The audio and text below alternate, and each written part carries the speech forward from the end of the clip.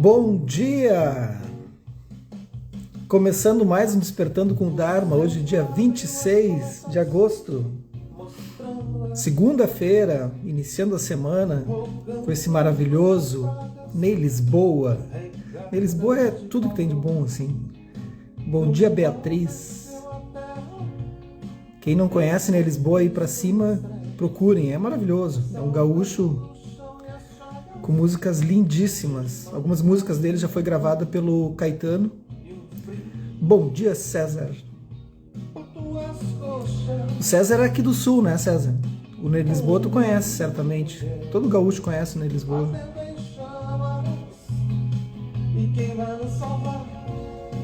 Ele tocou no meu aniversário de 50 anos.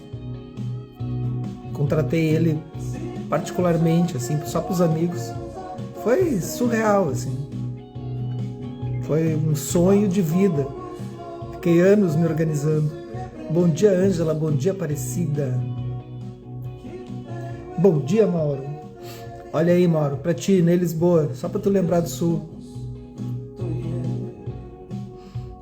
Hoje tá frio aqui. Tá 3 graus agora. Tá bem frio.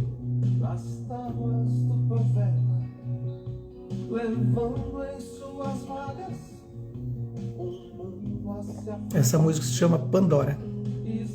Eu acho que é do último álbum dele.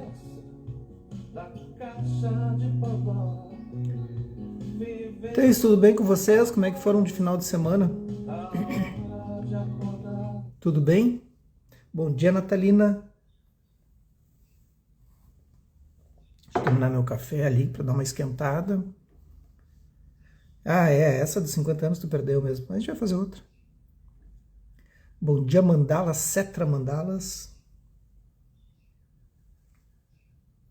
Eu sempre lembro dela porque é inesquecível, né? Essas coisas assim a gente não pode esquecer. Mas eu vou fazer outra desse nível. Esquentar minhas mãos um pouquinho primeiro. Eu tô com a estufa ligada aqui do lado, mas tá uma frioca.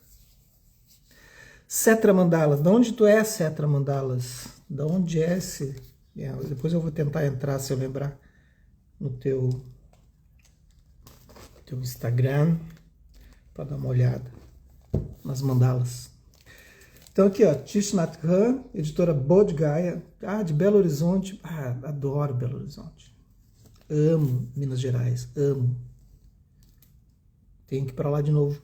Em breve devo ir. A gente está fazendo obras lá em quatro cidades de Minas. Aimorés, Resplendor, Itabirito e Mariana. 4 hospitais que a gente está construindo, reformando. E aí eu paro em BH sempre. Em BH tem um clube de jazz, eu sempre paro no hotel que fica em frente ao clube de jazz. Eu não sei se tu conhece. E aí eu paro na frente, assim, sempre fico nesse hotel. Não tem chance. Porque daí eu só atravesso a rua, só atravesso uma ruazinha estreita, assim, de bairro, assim, né? Atravesso a rua, tem o clube de jazz de BH. Funciona a semana inteira. Aí qualquer dia que eu chego tem jazz à noite ali. Começa às 7h30. É isso, Savassi. E eu fico no Savassi sempre. Porque tem aquele clube de jazz na frente. Daí é uma perdição, né? Chego lá às 8, daí belisco alguma coisa e vou ouvir um jazzinho. Sempre tem, de terça a sábado, acho, não sei qual é a data, assim, mas semana inteira. É maravilhoso. BH, tudo bom. Bom dia, Ana Tereza. Então vamos lá. A gente está aqui, ó. Editora Bodh Gaya nos traz Tish Nhat Hanh, seguindo as pegadas do Buda. Tu mora perto ali. Que espetáculo. Esse clube de jazz. Até um pessoal aqui em Lajeado me chamou para a gente tentar fazer um clube de jazz aqui. Tem espaço, tem lugar, tudo. Mas aí a gente começou e o pessoal já recuou. É difícil, tem muito movimento. Tem que ter entrega, né? Porque senão não acontece. Tem muitos músicos bons aqui na cidade que podem se organizar assim e fazer acontecer. Vamos lá. Página 226.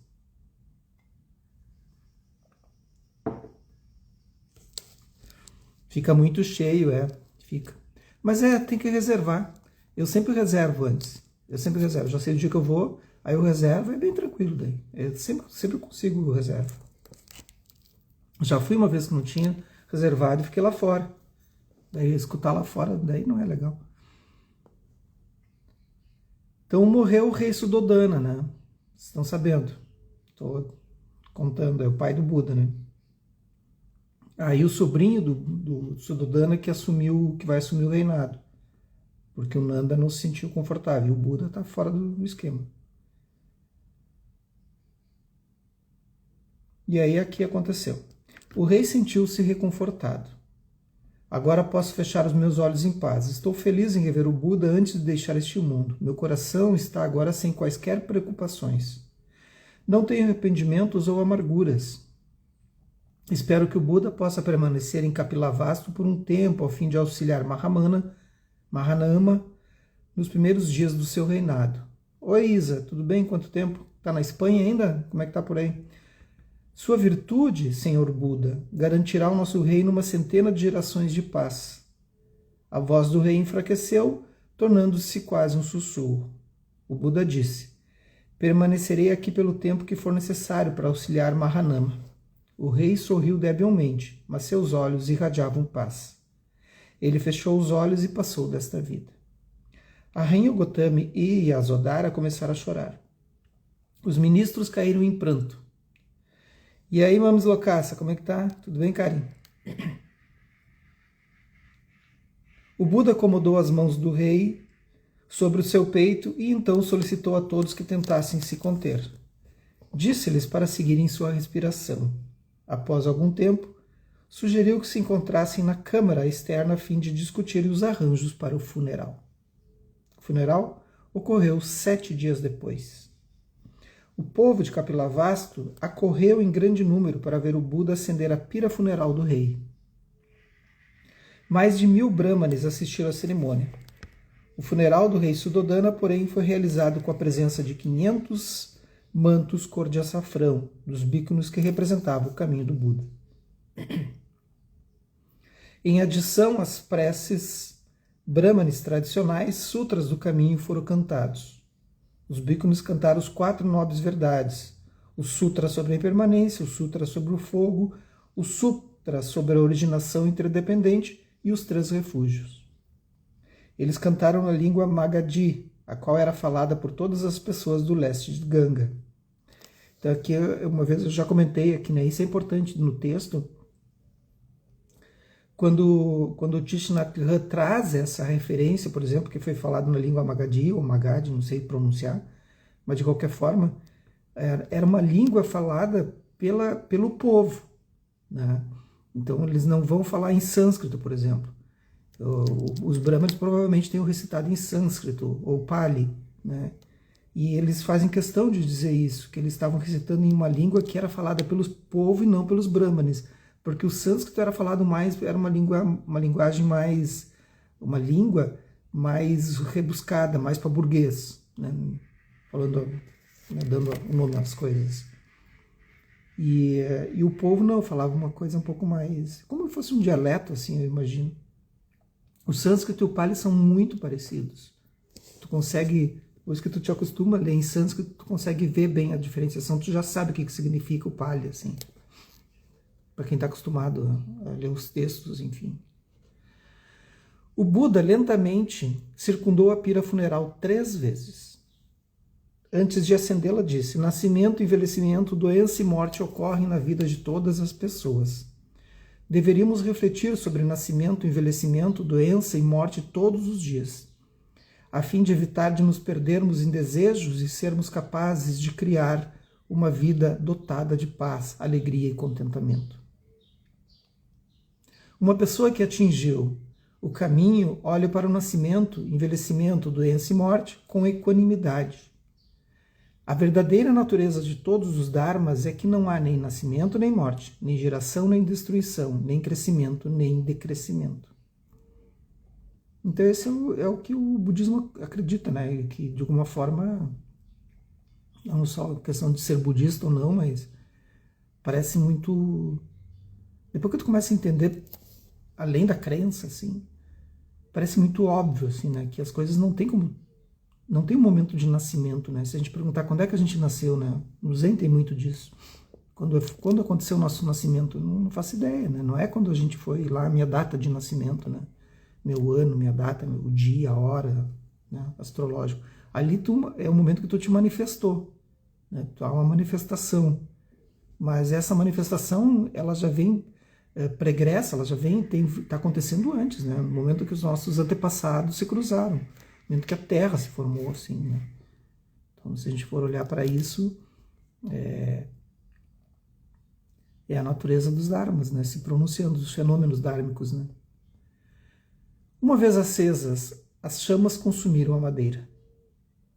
O som dos gongos e tambores se intercalava com os cantos. Após a curação de Mahanama, o Buda permaneceu em Kapilavastu por 3 meses. Um dia, Mahapajapati Gotami, a mãe dele, visitou-o no Parque Niroda. Ela ofereceu alguns mantos e também pediu para ser ordenada monja. E aí que dá problema. Ela disse: se você permitir que mulheres sejam ordenadas, muitas serão beneficiadas.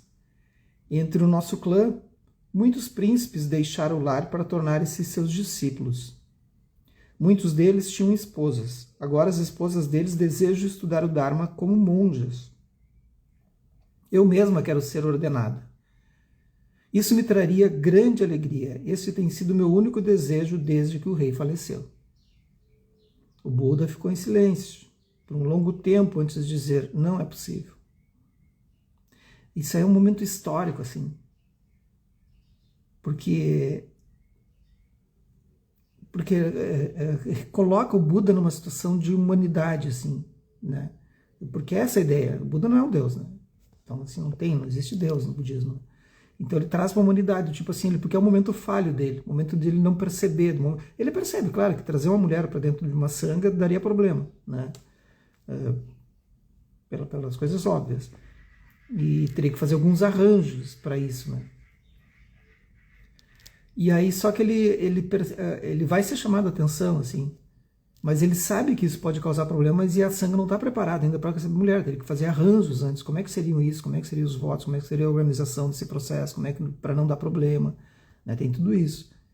Mas de alguma forma ele deu uma falhada ali, e mostra essa falha dele como sendo humano, é muito legal. E o Ananda vai abrir os horizontes dele. A rainha Gotami suplicou: sei que este é um assunto delicado. Se aceitar mulheres na sanga, terá de defrontar-se com o protesto e a resistência da sociedade, mas não acredito que tenha medo de tais reações. E tem que lembrar que esse período na Índia, né, 2.500 anos atrás, 2.600, em que as mulheres tinham um papel completamente subjugado, né? Então, submisso. Então tem isso tudo, assim, o papel da mulher na sociedade hoje é uma coisa, né, 2.600 anos atrás é outra. Em alguns países ainda continua sendo submissa, né, que é, enfim, é a cultura, né. Depois de um breve silêncio, Siddhartha falou: em Rajagarha, também há algumas mulheres que desejam ser ordenadas, porém não creio que seja o momento adequado. As condições ainda não estão maduras para aceitar mulheres na sanga. Gotami suplicou por 3 vezes, mas sua resposta foi a mesma. Eu me lembrei agora, tem um filme, já falei isso para vocês precisam assistir. A história do mestre Dogen, tá? Dogen escreve D-O-G-E-N, Dogen, que é o fundador do Zen, dessa linhagem, né? Da linhagem a qual eu pertenço. E aí, então, essa história é muito bonita do mestre. E na história do mestre Dogen tem uma situação em que uma mulher pede para ser ordenada, né? E ela fica ali, ela fica insistindo por muitas vezes. É bonito esse filme. Tem no YouTube. E foi legendado pela Sangha de Florianópolis, se não me engano.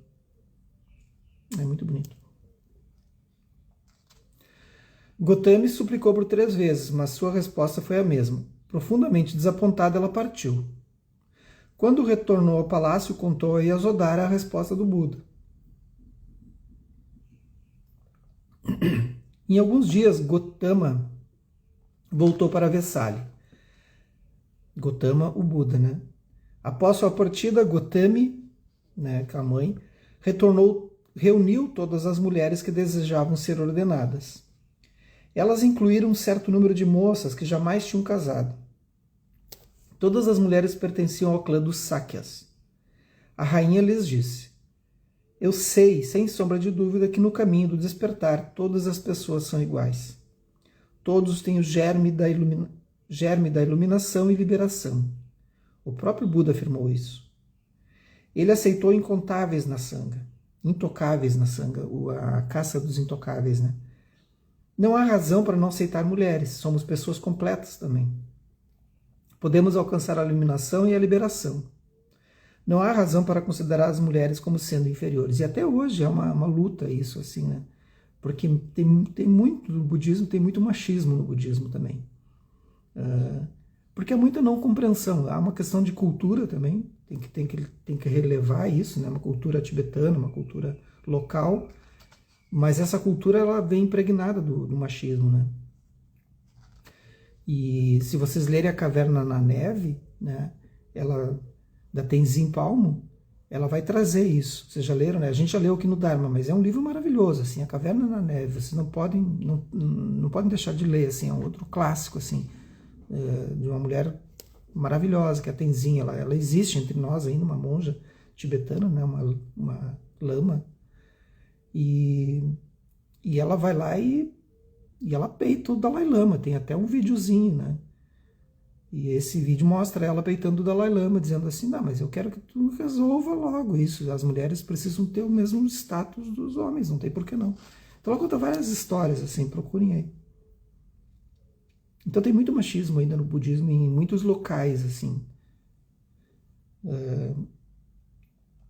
O que é um contrassenso, né? Mas enquanto as coisas são feitas por seres humanos, há sujeito a falhas. Sugiro que raspemos nossas cabeças. Então a Gotami, a mãe do Buda, ela vem para a anarquia, né? Ela vem para a luta, ela vem para o confronto. Livremos-nos de nossas joias e roupas finas. Coloquemos mantos amarelos de bíconos e andemos descalças até Vessali, onde iremos pedir para sermos ordenadas. Desta maneira, provaremos ao Buda e a todas as pessoas que somos capazes de viver em simplicidade e de praticar o caminho. Palmilharemos dezenas de quilômetros e mendigaremos nossa comida. Essa é a única chance que temos de sermos aceitas na Sangha. Todas as mulheres concordaram com Gotami. Viam nela uma verdadeira líder, e Yasodhara sorriu. Há muito tempo admirava a força de vontade de Gotami. Ela não se deixava abater por qualquer obstáculo, como já havia provado em seus anos de trabalho em favor dos pobres junto com Yasodhara. As mulheres acertaram o dia para colocar seu plano em ação. Gotami disse para Yasodhara: Gopa, seria melhor se você não viesse conosco dessa vez. As coisas podem ser um pouco mais fáceis. Assim que tivermos sucesso, haverá muito tempo para você se juntar a nós. E Yasodhara sorriu em compreensão. Então a Gotami disse para Yasodhara ficar em casa, né? Estou lendo e lembrando também das sanghas que são inclusivas, né? Tem sanghas, tem comunidades LGBTQ+, né? Budistas, né? Tem uma sangha da Adri, lá em Minas Gerais, em Uberlândia, que é uma sangha, né, inclusiva, assim. Então tem muitas sanghas que já quebraram com esses rótulos, né? O que é maravilhoso, né? Então não só a questão de mulher, já, obviamente, né?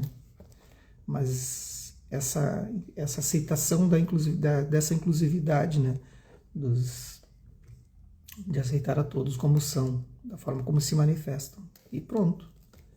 Mas acreditem, ainda tem muita resistência nesse caminho. Muita resistência.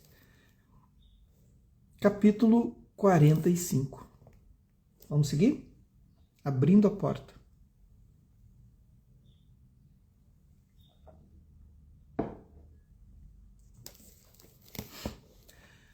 Certa manhã cedo, quando ia ao lago para buscar um pouco de água, Ananda encontrou Gotami. Aí vem Ananda agora. encontrou Gotami, a mãe do Buda, e 50 outras mulheres não muito distantes da choupana do Buda. Cada mulher tinha sua cabeça raspada e vestia um manto amarelo. Seus pés estavam feridos e sangrantes. À primeira vista, Ananda pensou ser uma delegação de monges, porém, de repente, ele reconheceu Gotami. Sem conseguir crer nos seus próprios olhos, exclamou: "Pelo céu, senhora Gotami, de onde você vem? Por que seus pés estão tão ensanguentados? Por que você e todas as damas vieram aqui desse jeito?" Gotami respondeu: "Venerável Ananda, nós raspamos nossas cabeças e nos desfizemos de todas as nossas roupas finas e joias. Não possuímos mais quaisquer bens neste mundo. Deixamos Kapilavastu e caminhamos por 15 dias, dormindo à beira da estrada e mendigando nossa comida em pequenas vilas ao longo do caminho. Desejamos mostrar que somos capazes de viver como bíconos. Eu lhe suplico, Ananda, por favor, fale ao Buda sobre o nosso comportamento. Nós queremos ser ordenadas como monjas." E tem que lembrar que Ananda é primo do Buda, então é sobrinho da Gotami, né?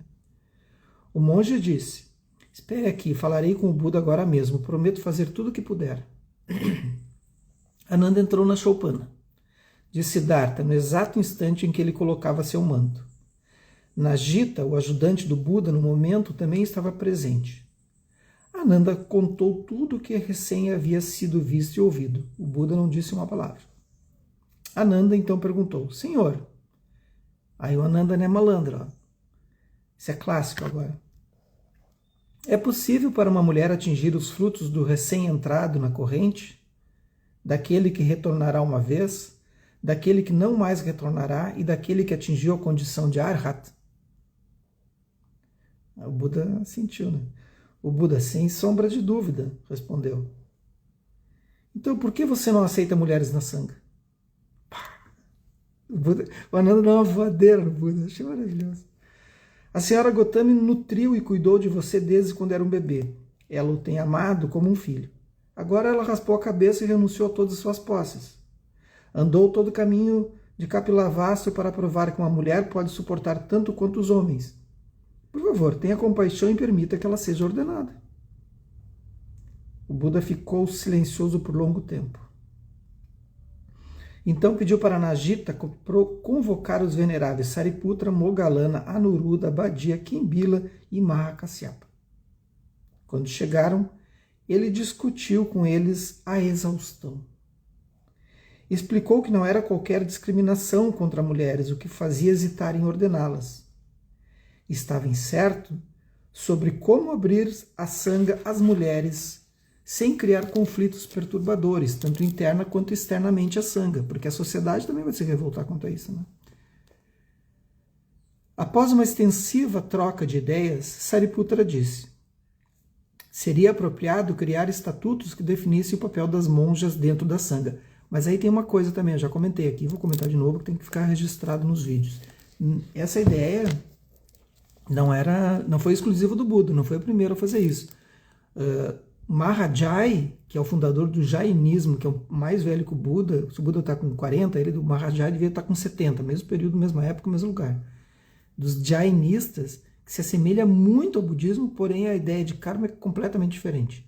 Mas muitas ideias, o Buda se apropria de algumas coisas, assim, mas ele refuta completamente a ideia do karma, então para deixar claro, assim, para quem vai estudar. Então o jainismo que eu fui estudar, enfim, fui me aprofundar para tentar ver as diferenças do budismo,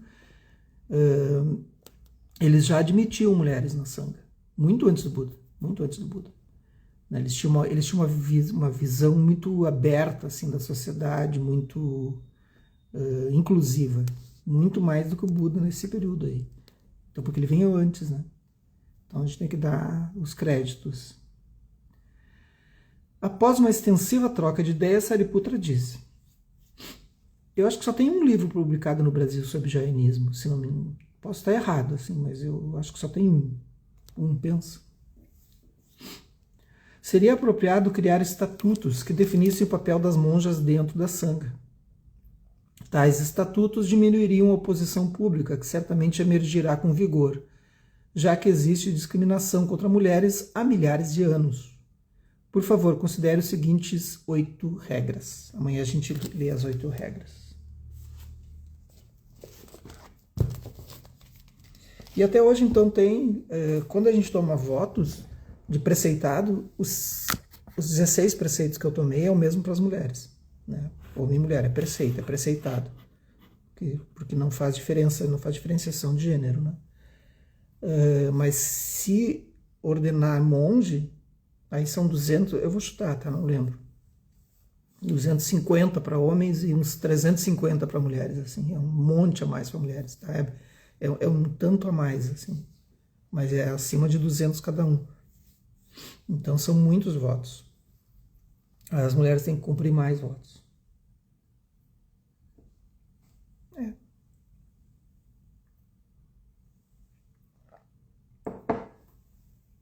Mas se refere muito ao código Vinaya, que é o código das três cestas do budismo.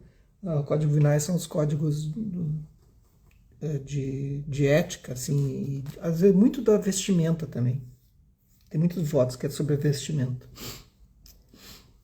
Estou só enrolando aqui para vocês se prepararem. Se colocar numa postura de prática.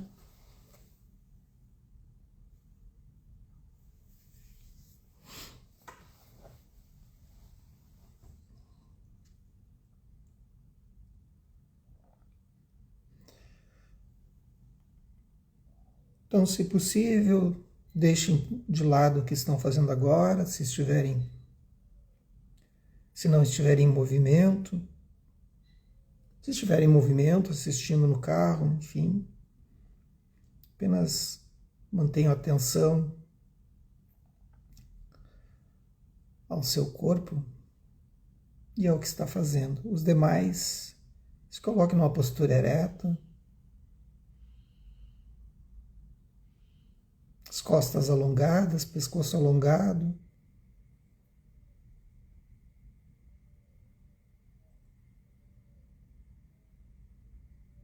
Os olhos semiabertos ou fechados, se preferirem.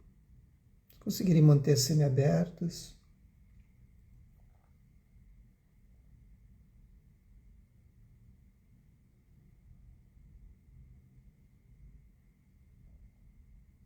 As mãos descansando nas pernas ou em concha, como preferirem.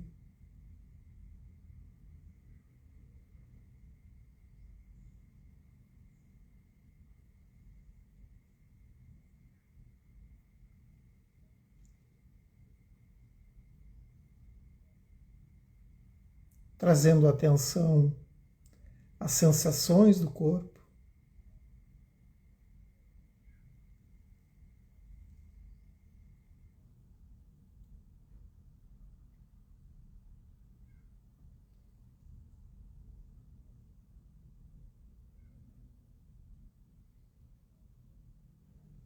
Percebendo as zonas de tensão, relaxamento, calor, frio. O que perceber no corpo?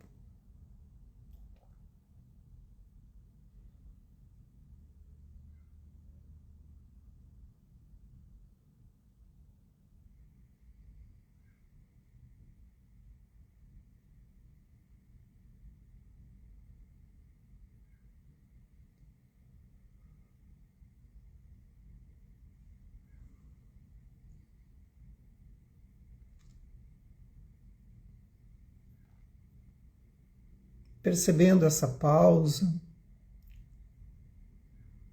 no corpo, nos pensamentos. Identificando como eu estou para hoje, para o início dessa semana, como eu me sinto. Façam esse questionamento a si. Como eu me sinto hoje?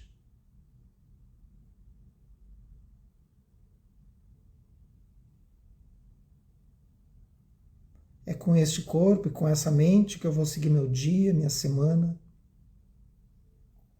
Como eu estou me sentindo?